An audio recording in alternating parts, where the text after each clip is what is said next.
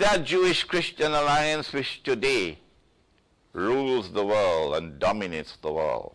It is that Christian-Jewish alliance which gave to the world the United Nations organization. It is that Jewish-Christian alliance which gave to the world Bretton Woods and the International Monetary Fund and today's so-called international monetary system.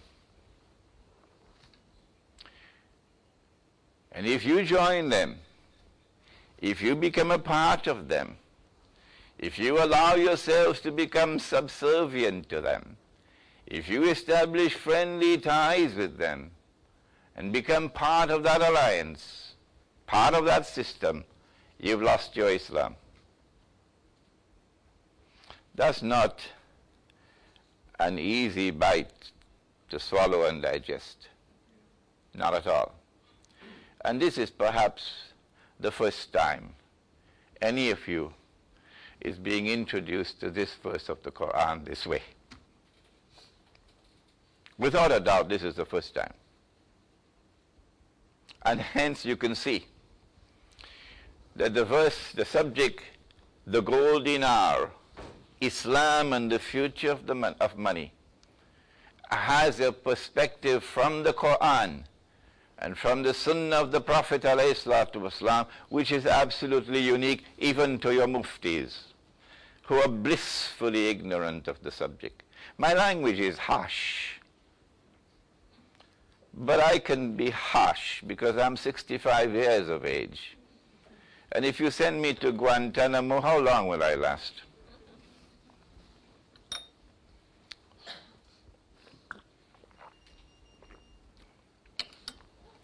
Bilal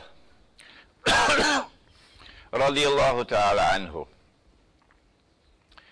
the companion of the Prophet sallallahu ta'ala alayhi wasallam, came to the Prophet alayhi salatu wasalam and offered him some dates. The Prophet alayhi salatu wasalam looked at the dates. He said, Bilal, these are very fine dates. Where did you get them? Bilal said, O Messenger of Allah, I had 2 baskets, 2 sa'as of inferior quality dates. And I exchanged them for this 1 basket of superior quality dates. The value of the 2 was equivalent to the value of the 1. So it was a fair exchange. I exchanged these 2 baskets of inferior quality dates for this 1 basket of superior quality dates. Here you are, Messenger of Allah, have some dates. Bilal, said the Prophet, this is the essence of riba. Oh my gosh, he must be perspiring because you know riba. If you consume even 1 dirham of riba, it is equivalent to committing zina 36 times, said the Messenger of Allah. Dirham? What's that? Dirham. That's money, eh? Silver coin, worth a few ringgits. And in the very last revelation which came down in the Quran, the very last revelation on the authority of Abdullah ibn Abbas radiallahu ta'ala anhu, and recorded in the Sahih of Imam Bukhari, the very last revelation is one in which Allah addressed those who lend money on interest, like banks, and said, give it up, stop, and if you don't, then I and my messenger are going to wage war on you.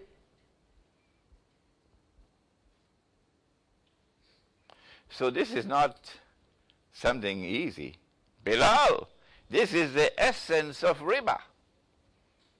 What you should have done was to sell the 2 baskets as a separate transaction and then take that money and buy this one basket as a separate transaction, two separate transactions.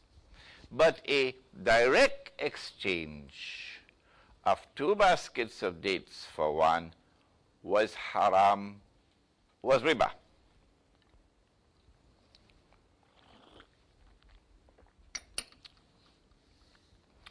But Umar radiallahu ta'ala anhu exchanged 4 camels for one. Yeah. And that was not haram. That was not riba. And Ali radiallahu ta'ala anhu exchanged 20 camels for one. The 20 may have been babies. And that was not haram, and that was not riba.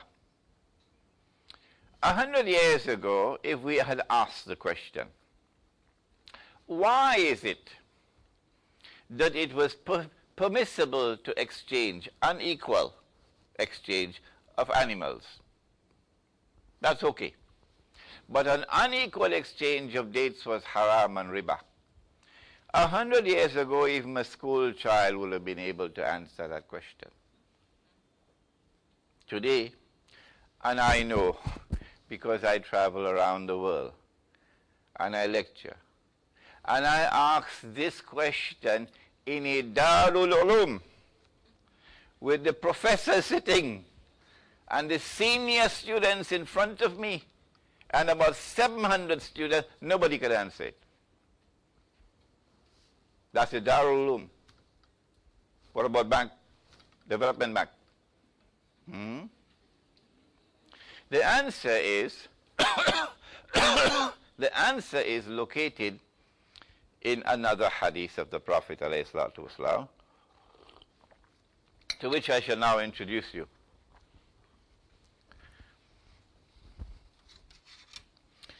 He said, sallallahu ta'ala alayhi wa sallam, if a transaction involves the exchange of gold for gold,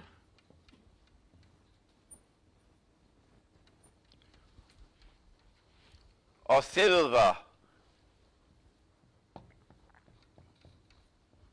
for silver, or wheat for wheat, or barley for barley, or dates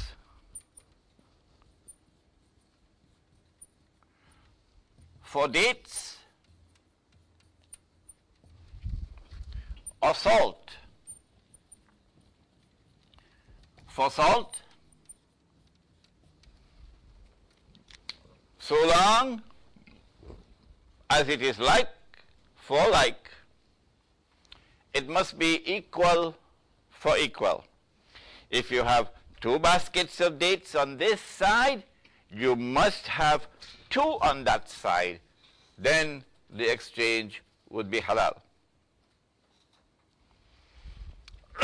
If not, if you have an unequal exchange of gold for gold, or an unequal exchange of silver for silver, or any one of the others, it would be riba.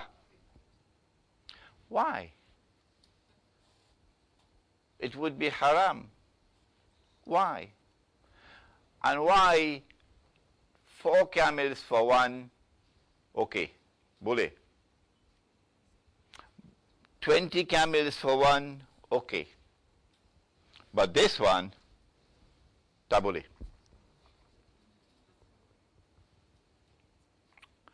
The answer is that there is something in common in all 6.